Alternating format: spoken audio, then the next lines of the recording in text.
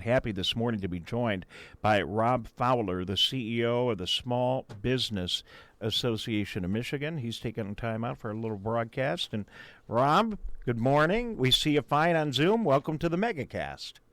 Good morning, Dave. Thanks for having me. Well, thank you for being with us. We really appreciate it. I'm very familiar with your association, but our listeners and viewers might not be. Tell us about the Small Business Association of Michigan, who your members are, and what your function is. Yeah, thank you. You may think of us as a sort of a chamber of commerce just for small businesses. We're a membership organization. Our members are small businesses. You have to be a business owner to actually be sort of in our room.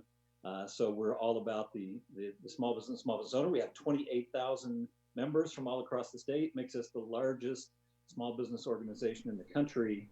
And at this moment, we are all about helping small businesses navigate. And I say small businesses because it's not just about our members at this moment. At this point in time, we've basically taken down the membership requirements and said any small business in Michigan who needs help, we have really put together the resources that are Michigan specific and small business specific, and really try to make sure that those are available to every small business in our state. Well, I think the good thing that small business people can grasp on is that we're important. Small business people are important. If you didn't think that was the case, you should be really happy now, because all the media accounts, all the members, your elected officials, from the governor to the president, everyone seems to be focusing on the impact that small business can have. And Rob Fowler, CEO of the Small Business Association of Michigan, we need help with navigating through this. And let's just start with the employees here in the state of Michigan. We're on the front line of keeping people working, small businesses like mine and the people that you talk to. And we got our hands full right now looking at the numbers. I saw a report yesterday, over 1 million people here in the state of Michigan have filed for unemployment. Right, 1 million people. We are third highest in the nation in unemployment, and we're third highest in the nation in deaths from this COVID-19 crisis. And that puts us in some dubious territory that no other state is that high in both. So we have the crisis on both sides. We have the healthcare crisis, and we have the economic crisis. And absolutely, it's affecting small business in a pretty profound way. Large companies are not likely to go out of business because of this. They're likely to have a bad quarter or a bad year. But small businesses are in a life or death battle in many, many cases. They are shut down, closed, with no income and ongoing expenses. And so there's been an interesting response from both the Congress and the state. And I hope we can talk about that in a little bit, but it is life or death for a lot of businesses right now.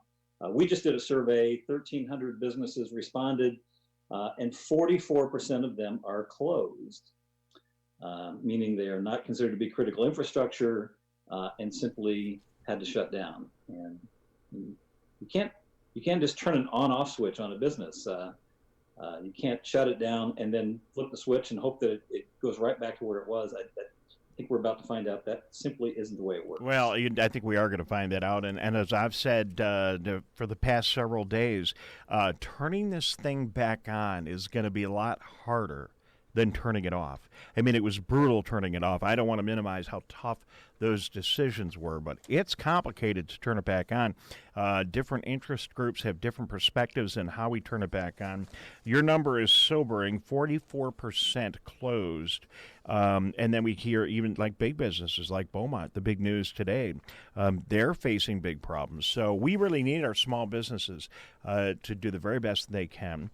Let's talk about the big programs small businesses are, the big lifeline that we're all reaching for right now.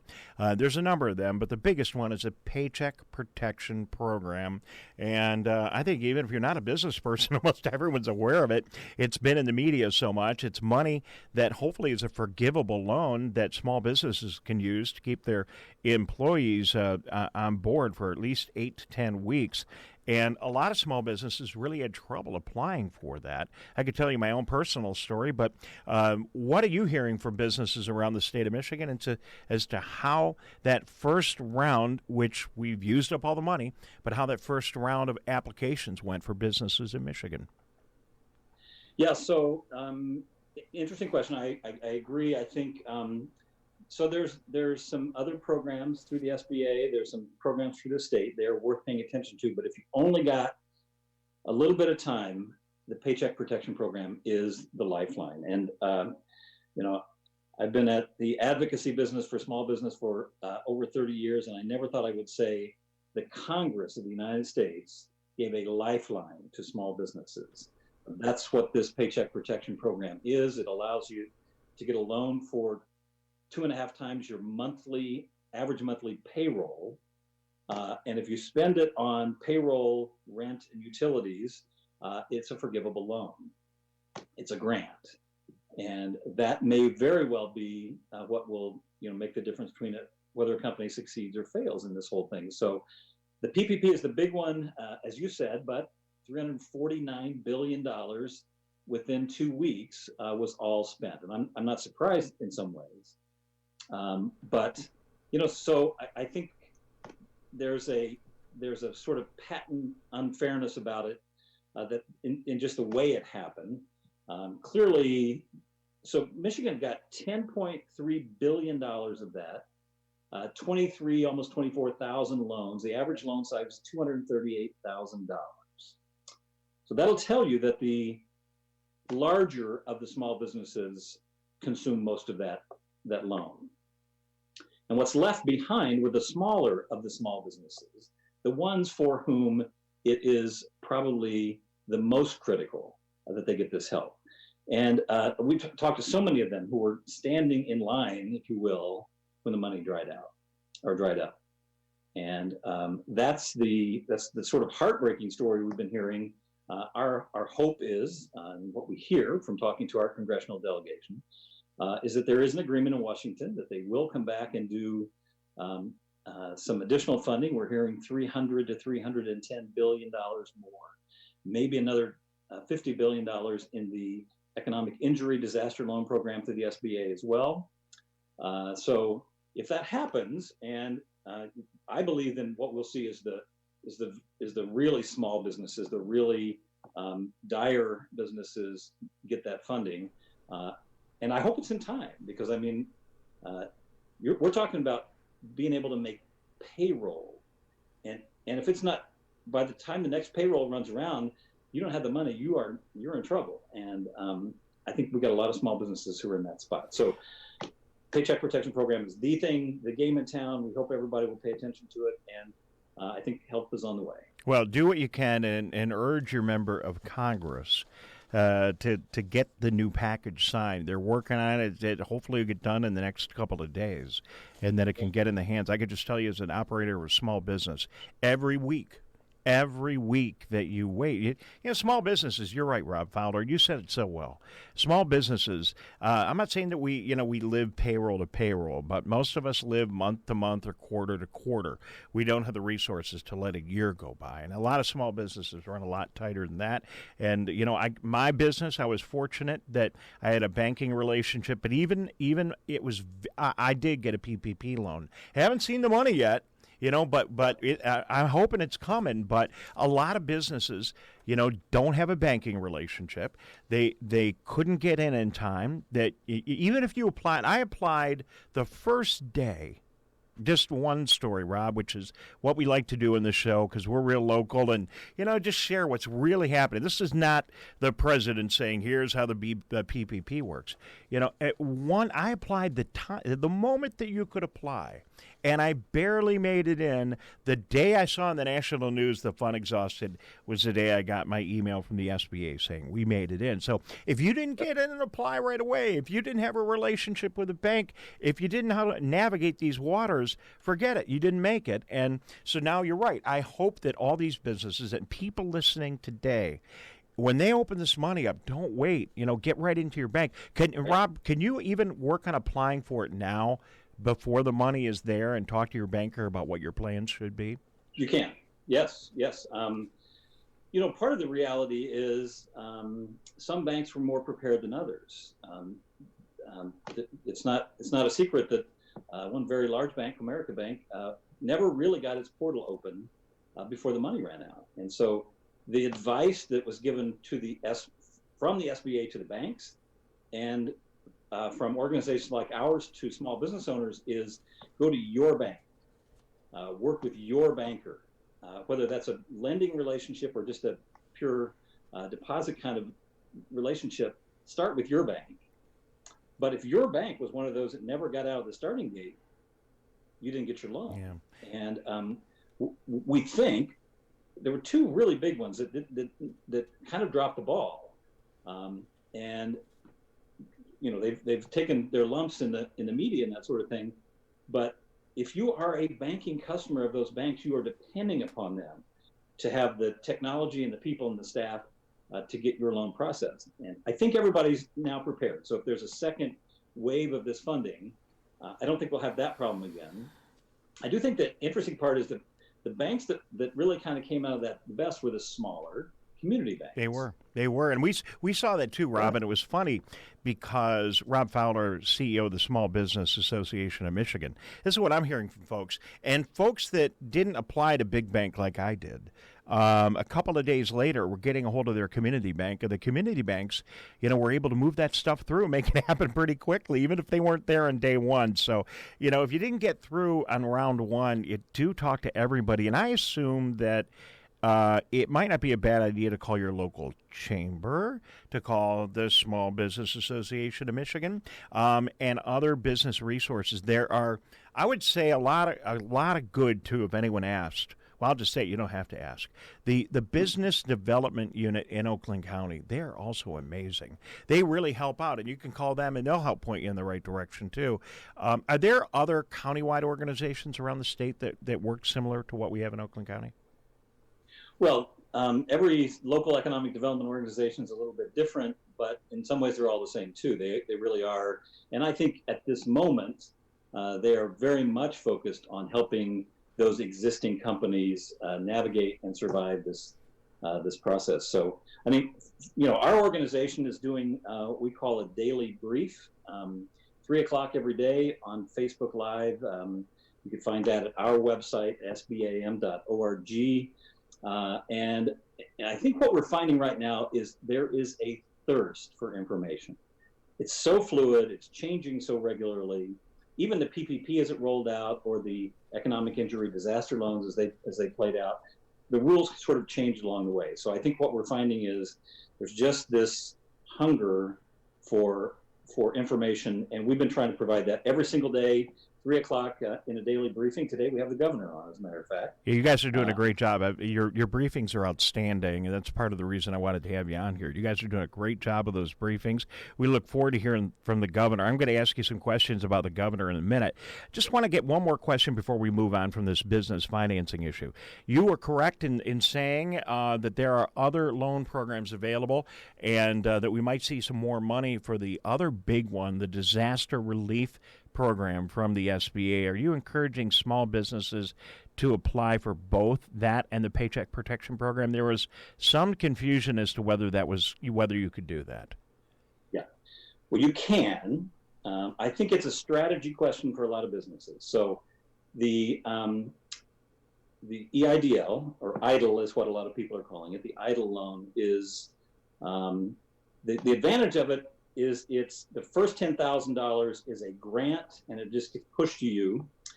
This is one of those, it was the original law or bill that passed, Families First piece of legislation, put $8 billion into this program. It's at the SBA. So you apply through the Small Business Administration.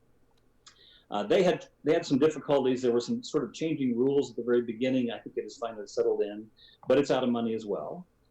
And the Congress is talking about $310 billion for Paycheck Protection and $50 billion for this one. So I would say it's worth looking at. You can't spend it on the same thing, so you can't sort of double dip. But if you have, other expenses that are related to the slowdown you're witnessing right now, it's another thing for you to consider. And I think that's the 1-2 punch is the the Paycheck Protection and the Economic Injury Disaster Loan. The state of Michigan put up $20 million early on in the process, given out through local economic development organizations, and that is, I think, all gone at this point. But $20 million didn't go very far, as we knew it wouldn't. But that was mostly for the very first round of companies affected, bars and restaurants by and large.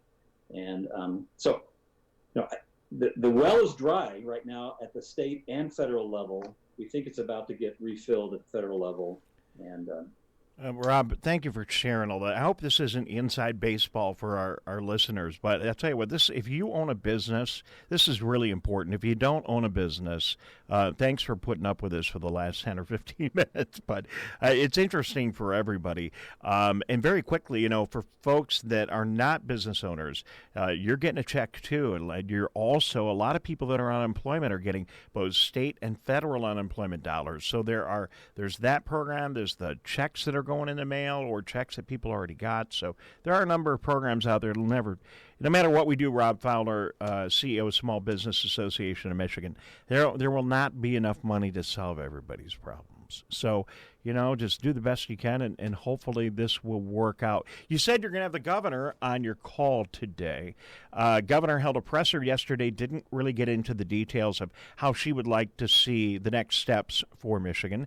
Michigan legislature, the Republicans in particular, have come in and said they have a program that takes counties like Oakland County, where we are, and moves us a little bit slower here, but moves other parts of the state a little bit quicker.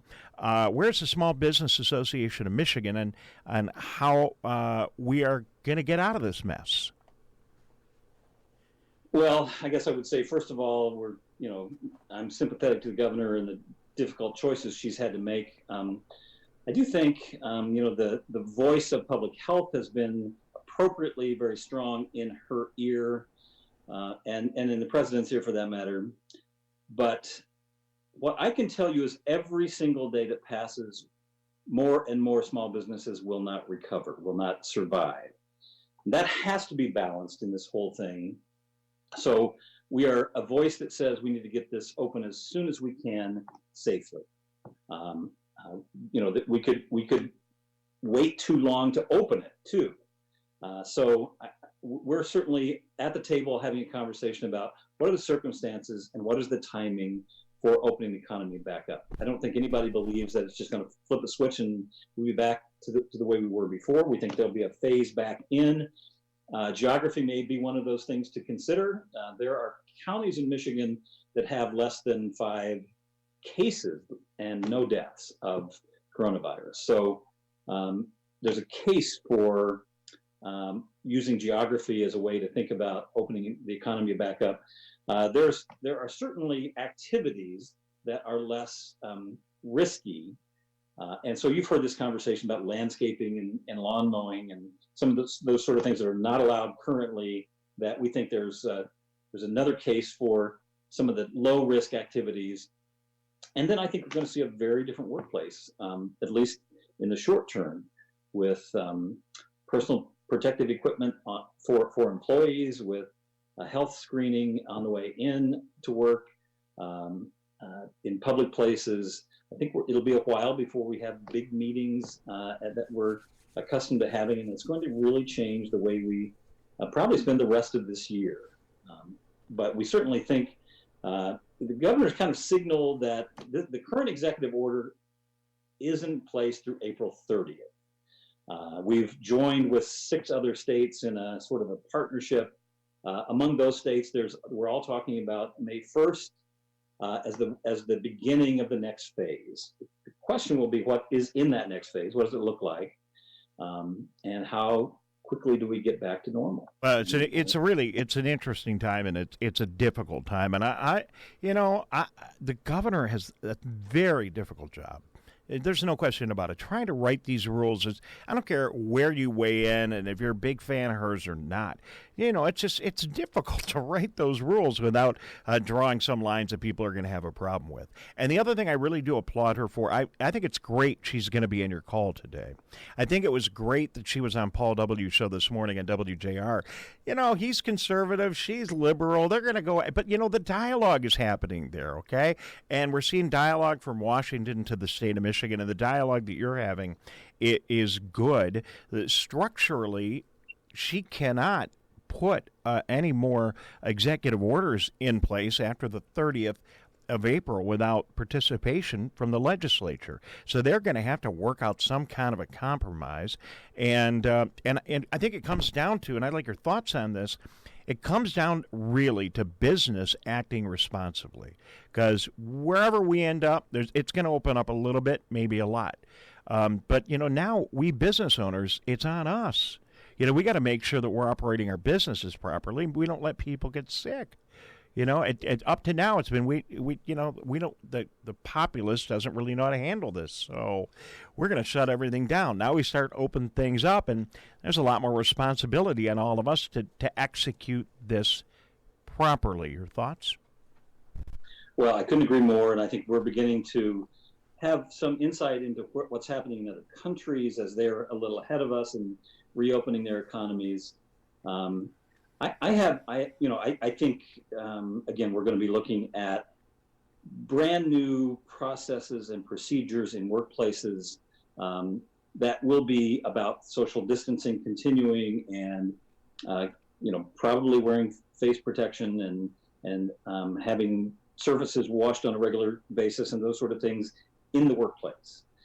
I actually worry a little bit that people aren't going to come back out, that the consumers aren't going to come back out. I think one of the things we're seeing in China is, they have opened up, and yet people aren't getting out. So I worry that people are going to go to stores and restaurants that they may have been conditioned to buy online or to do carry out, and that the restaurants and retailers and others are really going to have a tough time, even with people having $1,200 stimulus check in their pocket and maybe enhanced unemployment. The employment with the state and federal is $932 a week at its max, and so I mean it won't be because there isn't spendable money or consumers aren't going to have money in their pocket. I think it will be because of fear. That may keep people in. So back to work is going to be interesting, both in the rules and the procedures that are going to be in place. But the people's response to that, I think, will be interesting too. And among other things, I think we all need to be thinking about how do we, when it's safe and with good procedures in place, how do we encourage consumers to consume locally and support their local businesses. Well, and we set this show up to provide information during the coronavirus so people knew what was happening on a local level. You can watch all the national news, but what's happening on Orchard Lake Road? What's happening on Big Beaver? Where can you go get tested today? Up at the Oakland County facility. This is really where it all happens here on the front line. And you're right, Rob Fowler, CEO of Small Business Association of Michigan. But Tyler, our job's going to even be more important when this thing comes to some kind of an end to get people out in the community. I appreciate your thoughts. Just one other thing, Rob, it's not only consumers. I can already tell you in my business, some of the employees aren't too excited about going back to work either. We got to get them out of their house. We've been telling people for the past month, you're walking outside, you're going to die. It's not, I don't want to be over dramatic like I shouldn't, but essentially we've been putting out some pretty scary messaging, and I get it. People aren't going to just jump in their cars and go back to normal. Good point. No, I think that's exactly right. I think it will be difficult to get people to come back and feel safe. I think it will be difficult to get customers to come back and feel safe. And that'll be the job for all of us, I think, as we get our economy going again. It wasn't that long ago, 8 weeks or 7 weeks even, that we have a really tight labor force, that the economy was humming along as well as it's done in many of our memories. And you know, can we get back to that? I hope so. But it's going to take a lot of people beginning to just not live in fear, but to have a belief that things are going to be safe again. Rob Fowler, CEO, Small Business Association of Michigan. Thanks for all your time today. I appreciate your thoughts. So the governor is going to be in your call. She's going to share things with you. Are you going to share anything? I don't want to, I guess I do want the inside track before it happens. Are you going to share anything with her on that call today, a message you want to give to the governor? Well, we've completed a poll, a survey that we are releasing today, and I think we're going to make sure that she has that in her hands. It's sobering. I knew it would be, but it is. 14% of the businesses we surveyed think that they are at risk of not being able to survive this or likely out of business. 14%. Well, if you have 14% of the businesses don't make it, that is catastrophic to the economy. So you started this, Dave, by talking about how everybody says small business is important. Every elected official, every political figure I've ever known can give that speech about the backbone of the economy or the engine of the economy. But the real question is, will they support small business at a time like this? The PPP is a really good start. Again, we tend to be critical when it's the right thing to do, and often it is about our government, but I think the PPP is truly a lifesaver for a lot of companies, and we've been willing to say that, and now we need more of it if we're going to survive. Well, we need more of it. We need certainly great leadership from our leaders in government. We need great leadership from our business leaders, and we need every single person of the 10 million here in Michigan getting on board and working together. We're going to, I'm optimistic. This is a challenge, and your 14% number you shared with us this morning, that is sobering. But I'm optimistic that this is all going to go well. And our economy was great before. It'll be great again, but it's not going to be a light switch. Rob, thank you so much. Rob Fowler, CEO, Small Business Association of Michigan. Really good to have you on. Thanks for taking all the time today. Thanks, Dave. I appreciate it.